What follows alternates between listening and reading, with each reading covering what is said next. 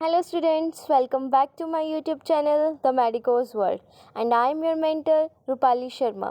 तो स्टूडेंट्स हम लोग बॉडी फ्लूइड एंड सर्कुलेशन वाला चैप्टर कर रहे थे। इस लेक्चर के अंदर हम लोग डबल सर्कुलेशन, उसकी रेगुलेशन और कुछ डिजीज़ देखेंगे। तो लेट्स गेट स्टार्टेड। सबसे पहले हमारा डबल सर्कुलेशन देखो। The blood flows strictly by a fixed route through blood vessel. हमें पता है कि जो ब्लड है वो कहाँ से फ्लो करता है, उसका एक फिक्स रूट है, एक फिक्स पाथवे है, वो क्या है, ब्लड वेसल्स।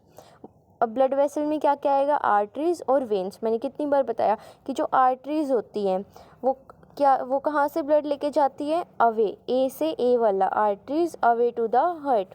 और जो वेन्स हैं वो कहाँ लेके जाती है, वी, यानी कि वापस हार्ट के अंदर ले आती है पूरी बॉडी से।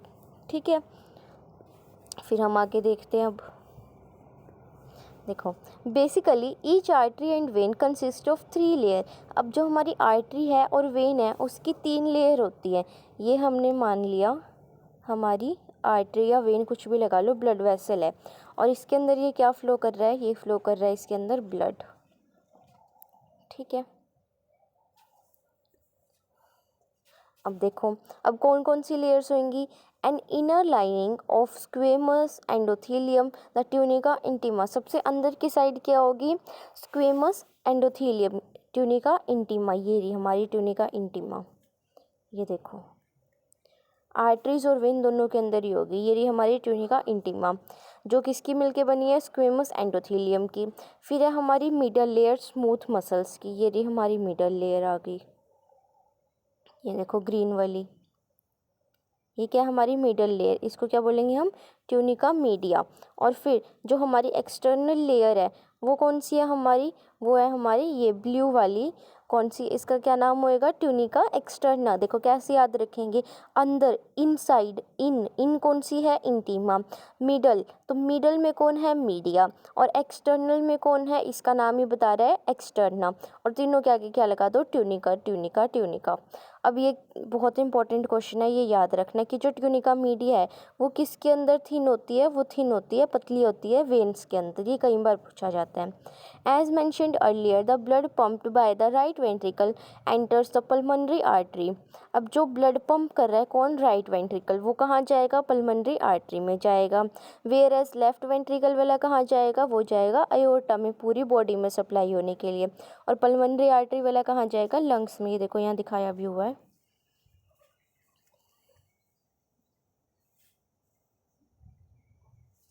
ये देखो इस डायग्राम में, ये हमारा क्या है, हार्ट से जो राइट वेंट्रिकल से निकल रहा है ये वाला, ये कहाँ जा रहा है, लंग्स में जा रहा है, किसके थ्रू, पल्मोनरी आर्टरी के थ्रू। और यहाँ से लेफ्ट वेंट्रिकल से कहाँ जा रहा है, ये पूरी बॉडी के अंदर सप्लाई करने के लिए, किसके थ्रू, अयोर्टा के थ्रू। ये रही हमारी aorta. The deoxygenated blood pumped into the pulmonary artery. इस पल्मोनरी आर्टरी में से कौन सा ब्लड जाएगा, डीऑक्सीजनेटेड, जो साफ़ नहीं है, जिसके अंदर CO2 ज़्यादा है। कहाँ जाएगा, लंग्स के पास। फ्रॉम वेयर, लंग्स क्या ऐड कर देगा उसमें, ऑक्सीजन, यानी कि ऑक्सीजनेटेड बना देगा।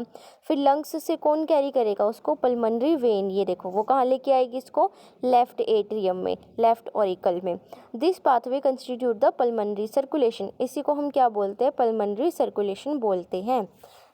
पल्मोनरी वर्ड ही बता रहा है, जब भी जहाँ पे भी तुम लोग देखोगे कि पल्मोनरी वर्ड आ रहा है उसका मतलब होता है लंग्स से रिलेटेड। तो यहाँ पे क्या बोला, पल्मोनरी सर्कुलेशन, यानी कि वहाँ पे लंग्स ज़रूर इंक्लूड होंगे।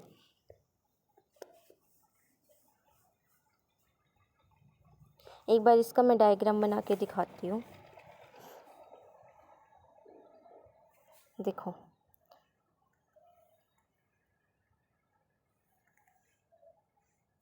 ये क्या हमारा हार्ट है, सिंपली अभी हार्ट को ऐसे बनाते हैं। फिर ये क्या हमारा,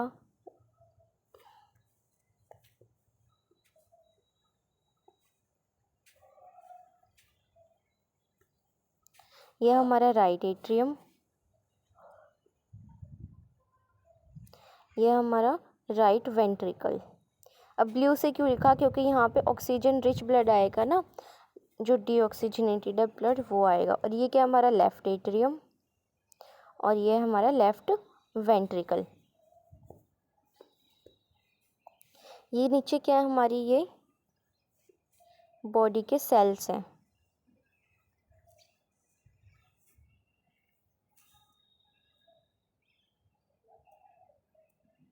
ठीक है, ये बॉडी के सेल्स हैं। और ऊपर क्या प्रेजेंट होएगा हमारा यहाँ पर, लंग्स।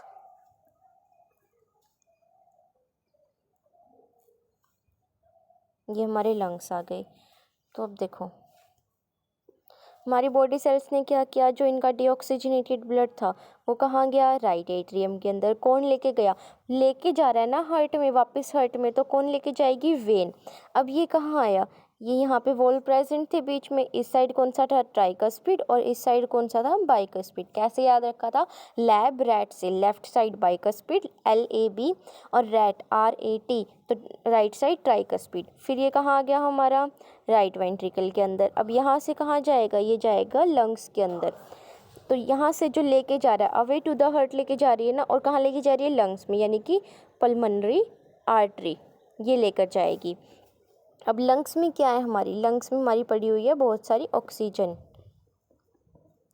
ठीक है, तो लंग्स क्या करेंगे, इस ब्लड के अंदर ऑक्सीजन को ऐड कर देंगे और फिर कहाँ भेज देंगे, हार्ट में। हार्ट में कौन लेके आएगा इसको, सबसे पहले आएगा ये लेफ्ट एट्रियम में। कौन लेके आएगा, वापस हार्ट में लाना है ना, और लंग्स से यानी कि पल्मोनरी वेन लेकर आएगी। और फिर कहाँ जाएगा, ये वॉल्व के थ्रू आ जाएगा लेफ्ट वेंट्रिकल में। वेंट्रिकल से कहाँ जाएगा, पूरी बॉडी में। और ये कौन लेके जाएगी, अयोर्टा, और यहाँ पे ये वेन। ठीक है, अयोर्टा। अब जो इतना पार्ट है, कितना पार्ट है कि राइट वेंट्रिकल से जाना लंग्स के अंदर और लंग्स से आना लेफ्ट एट्रियम में, इसी को हम क्या बोलते हैं, पल्मोनरी सर्कुलेशन। और जो बाकी बच गया हमारा कि बॉडी से जा रहा है राइट एट्रियम में, जहाँ बॉडी इंक्लूड है उसको बोलेंगे सिस्टमिक, और जहाँ लंग्स इंक्लूड है उसको बोलेंगे पल्मोनरी। और लेफ्ट वेंट्रिकल से आना पूरी बॉडी में, ये कैसा है, ये है सिस्टमिक, और ऊपर वाला कैसा है, पल्मोनरी। ठीक है, इतना आया समझ। फिर आगे देखते हैं हम लोग, the oxygenated blood entering the aorta. जो ऑक्सीजनेटेड ब्लड एंटर हुआ कहाँ पे, अयोर्टा के अंदर, is carried by a network of arteries, arterioles and capillaries. वो किस में डिवाइड हो जाएगी, आर्टरीज, आर्टेरियोल्स और कैपिलरीज के अंदर। आर्टेरियोल्स क्या होते हैं, आर्टरी का ही छोटा रूप, उसको आर्टेरियोल्स बोलते हैं, और उनसे भी छोटे capillaries.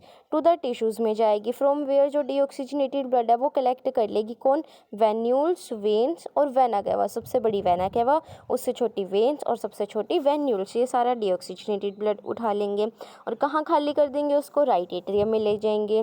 This is called systemic circulation. इसी को क्या बोलेंगे हम लोग, सिस्टमिक सर्कुलेशन। अभी डायग्राम में भी दिखाया मैंने। The systemic circulation provide nutrient, oxygen and essential substance to the tissue and take CO2 and harmful substance for elimination। ठीक है, कि बाहर हमें क्या निकालना है, जो हार्मफुल है उसको एलिमिनेशन के लिए ले जाओ उठा के वहाँ से, और जो यूजफुल है ऑक्सीजन, न्यूट्रिएंट्स, उन सबको ले लेंगे cells. A unique vascular connection exist between digestive system and liver.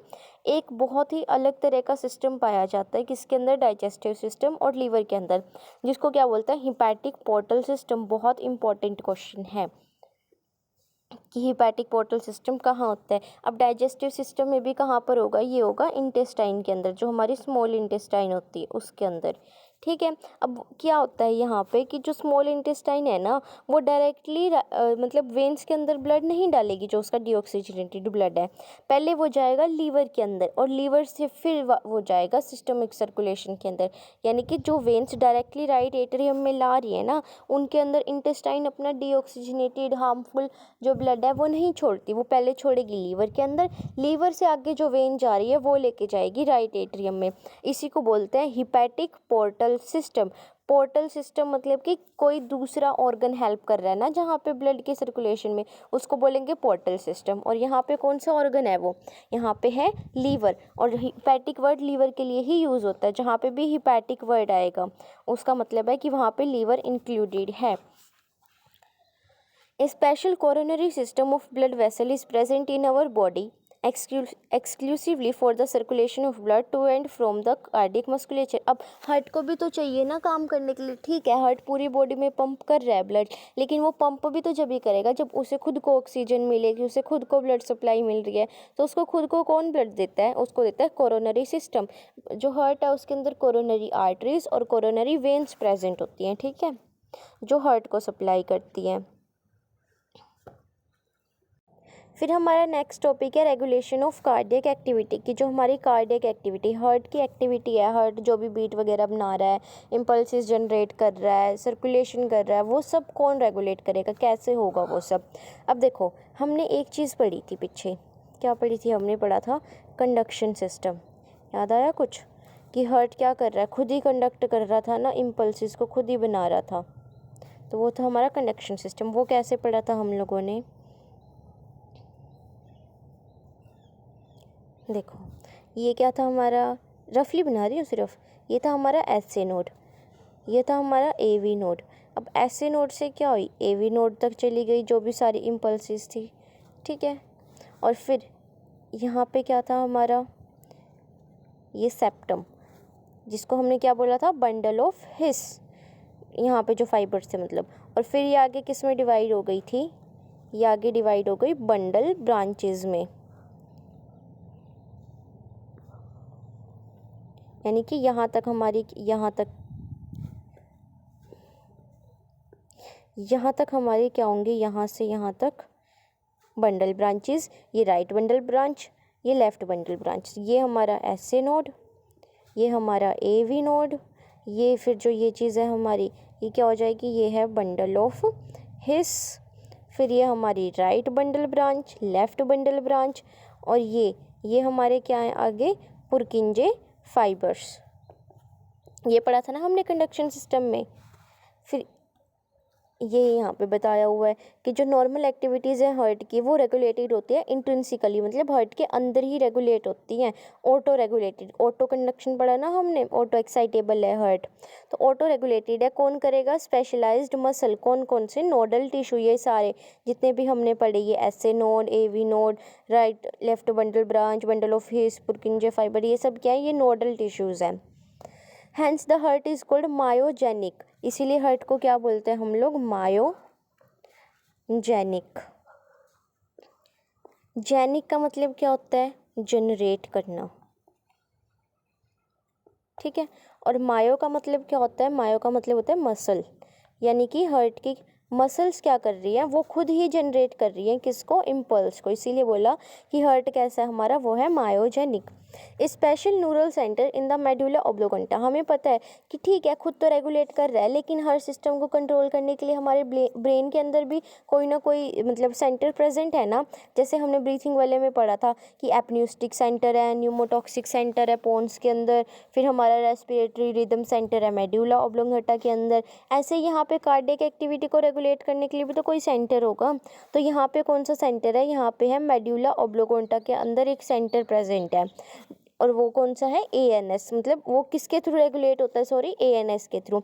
ANS में हमारी क्या होंगी, हमारी दो चीज़ें आ जाएंगी, एक आएगा सिंपैथेटिक और एक आएगा पैरासिम्पैथेटिक सिस्टम।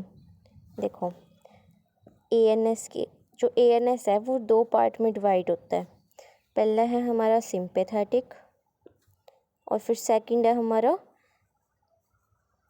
पैरासिम्पैथेटिक, ठीक है।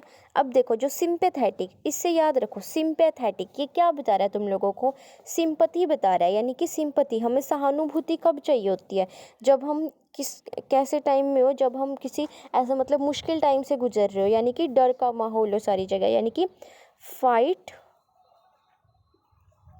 और फ्लाइट, कि या तो सामना करो या भाग जाओ वहाँ से, फाइट, फ्लाइट और फियर, डर, ये तीन, ठीक है। इस टाइम में क्या होगा, हमारा सिंपैथेटिक नर्वस सिस्टम काम करेगा, हमको सिंपैथी चाहिए ना, कब चाहिए, फाइट, फ्लाइट और फियर के टाइम में।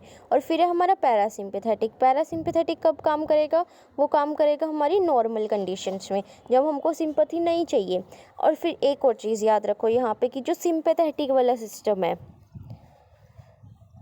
सिंपैथेटिक वाला, वो क्या करेगा, वो हर चीज़ को इंक्रीज़ ही करेगा, जैसे तुम्हारी कार्डियक एक्टिविटी होगी उसको इंक्रीज़ करेगा, स्ट्रोक वॉल्यूम को इंक्रीज़ करेगा, कार्डियक आउटपुट को इंक्रीज़ करेगा, हर चीज़ को इंक्रीज़ करेगा। लेकिन जो पैरासिम्पैथेटिक वाला है वो क्या करेगा, वो हर चीज़ को डिक्रीज़ करेगा, हार्ट से रिलेटेड बीपी को कम कर देगा, जो हमारी कार्डियक आउटपुट है उसको कम कर देगा, ठीक है, स्ट्रोक वॉल्यूम को कम कर देगा। लेकिन सिर्फ एक ही चीज़ है जो पैरासिम्पैथेटिक इंक्रीज करता है, वो क्या है, हमारा डाइजेस्टिव सिस्टम का वर्क, जो हमारा GIT है, गैस्ट्रो इंटेस्टिनल ट्रैक्ट, उसको इंक्रीज करता है सिर्फ पैरासिम्पैथेटिक।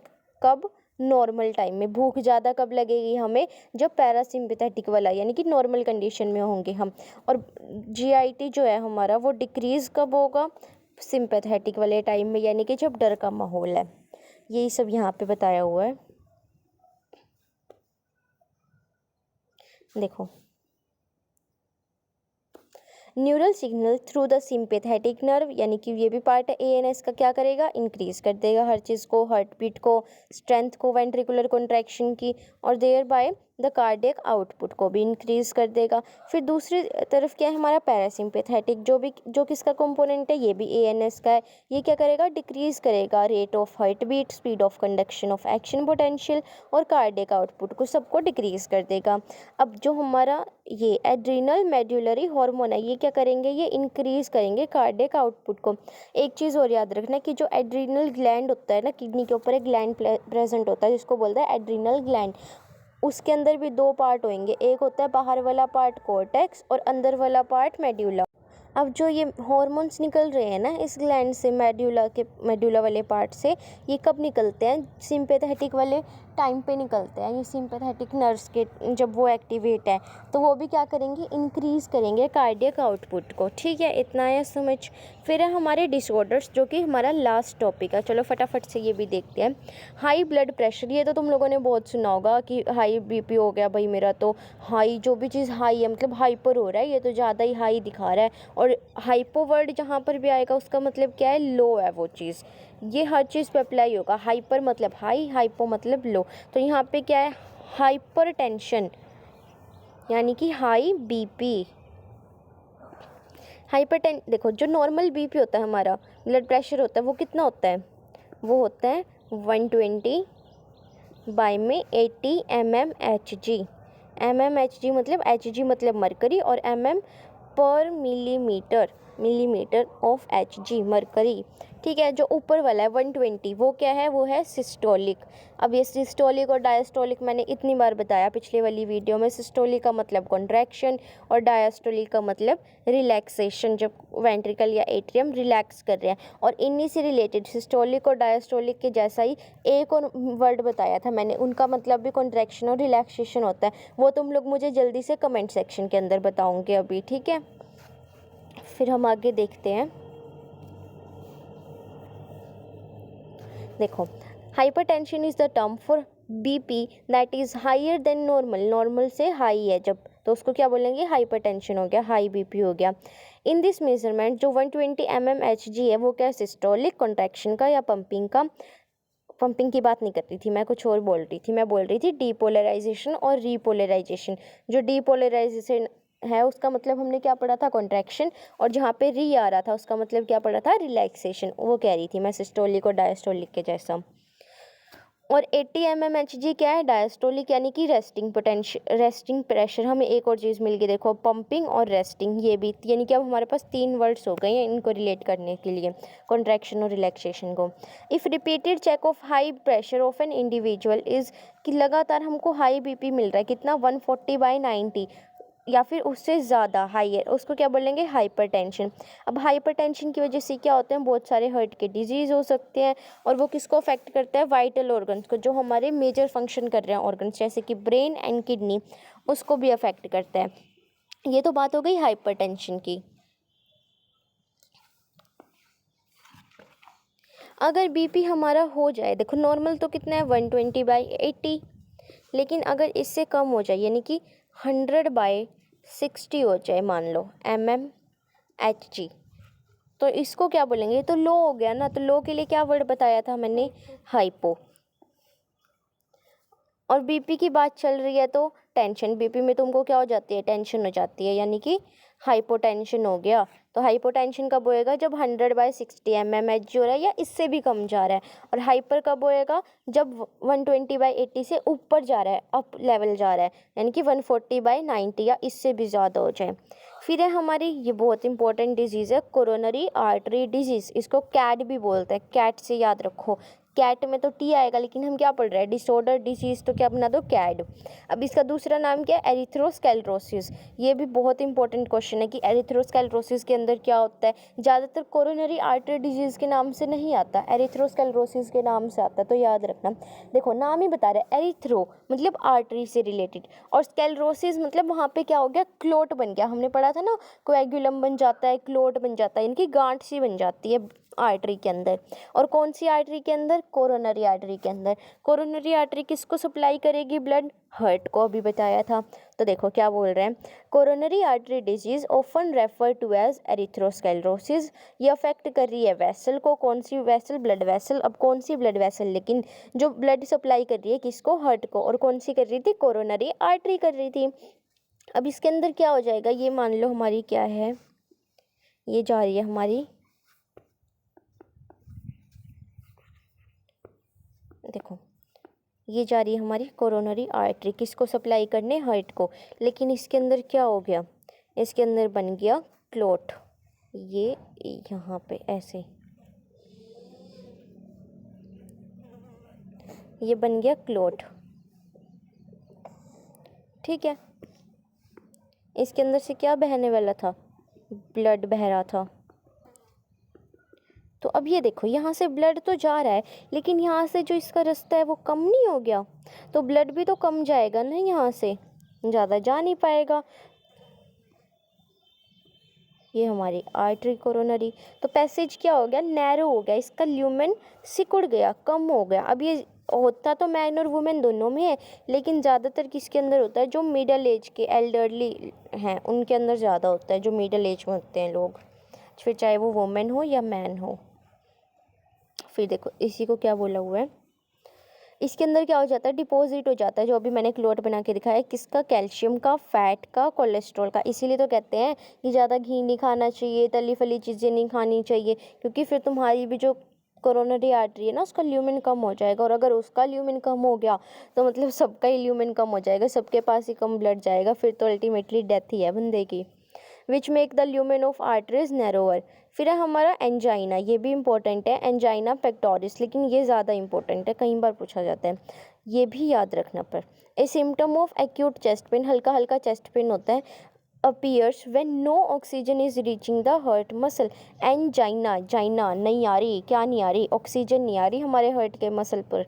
ए आ गया ना, मतलब ए जहाँ पे भी हम ज़्यादातर एब्सेंस के लिए यूज़ करते हैं ना, तो हार्ट पढ़ रहे हैं भाई, तो ब्लड वेसल के अंदर तो ऑक्सीजन ही फ्लो करेगी ना ब्लड के अंदर घुल के। तो एंजाइना नहीं आ रही, क्या नहीं आ रही, ऑक्सीजन नहीं आ रही प्रॉपर, किसके पास, हार्ट के मसल के पास। एंजाइना किस में होता है, मैन और वुमेन में होता है, हर एक एज की, पर ज़्यादा कॉमन है मिडल एज और एल्डरली में, आ गया ना। और ये कंडीशंस किसको अफेक्ट करती है, ब्लड फ्लो को अफेक्ट करती है। फिर है हमारा हार्ट फेलियर, हार्ट फेल हो गया। देखो एक बात बताओ, तुम लोग फेल कब हो जाओगे पेपर में, जब तुम अपना काम अच्छे से नहीं करोगे, और तुम्हारा काम क्या है, पढ़ाई करना, तो तुम पढ़ाई नहीं कर रहे तो तुम फेल हो गए। तो ऐसे ही हार्ट फेलियर, हार्ट कब फेल हो जाएगा, जब हार्ट अपना काम अच्छे से नहीं करेगा। और हार्ट का काम क्या है, पंप करना, यानी कि वो अच्छे से पंप नहीं कर रहा है, वो सारी बॉडी की तरफ अच्छे से ऑक्सीजन नहीं पहुंचा रहा है, पंप नहीं कर रहा, तो हार्ट क्या हो गया, फेल हो गया। अपने से रिलेट करके पढ़ो, यही लिखा हुआ है, heart failure mean state of heart, heart की वो state when it is not pumping blood effectively, जब वो अच्छे से ब्लड पंप नहीं कर रहा है, कितना नहीं कर रहा है, जितनी हमारी बॉडी को ज़रूरत है उतना नहीं कर रहा। इसी को क्या बोलते हैं हम, कंजेस्टिव हार्ट फेलियर। कंजेस्टिव मतलब किसी चीज़ का ऐसे सिकुड़ जाना, एक तरीके से कोलैप्स कर जाना, कंजेस्टिव ठप हो जाना कहते हैं ना, कि मेरा तो बिज़नेस ठप हो गया भाई, यहाँ पे हार्ट का बिज़नेस ठप हो गया, वो काम ही नहीं कर रहा अच्छे से। क्यों हो गया, क्योंकि कंजेशन ऑफ ब्लड भी एक इसका मेन सिम्टम है, कि जब लंग्स काम नहीं करेंगे मान लो, तो ऑक्सीजन नहीं मिलेगी हार्ट को भी, तो हार्ट अपना काम कैसे करेगा। तो ये एक मेन रीज़न है हार्ट फेलियर होने का, क्या, congestion of lungs. Heart failure is not same as cardiac arrest. अब कुछ दो तीन टर्म होते हैं, एक होता है हमारा हार्ट फेलियर, एक होता है कार्डियक अरेस्ट, और एक होता है हार्ट अटैक। ये तीनों सेम नहीं है। कार्डियक अरेस्ट तो क्या है कि हार्ट बीट करना स्टॉप कर दे, हार्ट फेलियर है कि वो पंप नहीं कर पा रहा, पंप करना स्टॉप कर दे, और हार्ट अटैक है कि जब एकदम से अटैक आ गया मसल्स के अंदर हार्ट की, वो डैमेज हो गई हैं, क्यों, क्योंकि उनको इनएडिक्वेट ब्लड सप्लाई मिल रही है। अब कैसे याद रखोगे तुम लोग ये, अभी तीनों में बताती हूँ, एक मिनट। देखो ये हमारा क्या है, ये है हमारा हार्ट। इसको तुम लोगों ने क्या कर दिया, इसके ऊपर तुमने ऐसे बेड़ियां लगा दी, इसको अरेस्ट कर लिया, ठीक है। ये तुमने जंजीर लगा दी, बेड़ियां लगा दी, अरेस्ट कर लिया अब इसको। तो ये क्या, इतनी सारी इसके ऊपर तुमने चेन्स लगा दी, तो क्या ये बीट कर पाएगा? इसकी बीट स्टॉप हो जाएगी ना, हार्ट बीट बीट नहीं कर पाएगा। तो क्या कर लिया तुमने, कार्डिक मतलब हार्ट को अरेस्ट कर लिया, उसको जकड़ लिया तुमने, जिसकी वजह से वो बीट नहीं बना पा रहा। पहला तो हो गया क्लियर। अब सेकंड देखो, ये फिर से हमारा हार्ट बनाया हमने। अब क्या थी इसकी, यहाँ पे ये ऐसे बहुत सारी कार्डियक मसल्स प्रेजेंट होंगी ना, कुछ मसल इधर भी होंगी, इधर होंगी, इधर, ऐसे मतलब सारी जगह मसल्स प्रेजेंट हैं ये हार्ट के अंदर। अब मसल्स में क्या आ गया, मसल्स में आ गया अटैक। अटैक क्यों आ गया, क्योंकि तुमने इसको जो हमारी ऑक्सीजन थी वो दी नहीं, ऑक्सीजन कम हो गई। होनी तो देखो बाकी ऑर्गन्स के पास तो इतनी सारी ऑक्सीजन, और हार्ट को बेचारे को दी ही नहीं ऑक्सीजन, तो इसने क्या हो गया, सदमे में चला गया, इस पर अटैक आ गया। तो ये क्या कंडीशन हो जाएगी, हार्ट अटैक की कंडीशन हो जाएगी, ये सेकंड कंडीशन हमारी। फिर थर्ड कंडीशन देखते हैं अभी हम। ये फिर से हमने हार्ट बनाया। अब हार्ट ने क्या किया, हार्ट ने इसके ऊपर लगा हुआ है एक ये पंप। ये पंप कहाँ ब्लड सप्लाई करेगा, सारी बॉडी में बाहर। अब इस पंप ने अपना काम करना रोक दिया, पंप ही नहीं कर रहा है ये तो पंप वाली कंडीशन क्या थी हमारी, हार्ट फेलियर हो गया। पंप नहीं करेगा तो क्या हो जाएगा, ये पेपर में फेल हो जाएगा, अपना काम ही नहीं कर रहा। तो ये हमारी तीसरी कंडीशन, हार्ट फेलियर। सबसे पहले हमने क्या पढ़ा कि हार्ट को हमने जंजीरों में जकड़ लिया, अरेस्ट कर लिया उसको, तो क्या बीट नहीं बना पा रहा, यानी कि कार्डियक अरेस्ट हो गया। सेकंड कंडीशन पढ़ी, उसको अटैक आ गया, क्यों, क्योंकि तुमने ऑक्सीजन ही नहीं दी उसको, तो हार्ट अटैक आ गया। थर्ड कंडीशन हमने क्या पढ़ी कि हार्ट जो है हमारा वो काम अच्छे से नहीं कर रहा, वो फेल हो गया पेपर में, क्यों, क्योंकि उसने अपना काम नहीं किया, उसका काम क्या है, पंप करना। सो यहीं पे ये चैप्टर हमारा ख़त्म होता है। Thank you so much guys. Please like, share and subscribe my YouTube channel, and don't forget to comment your queries and positive vibe. Keep loving, keep supporting. Thank you so much.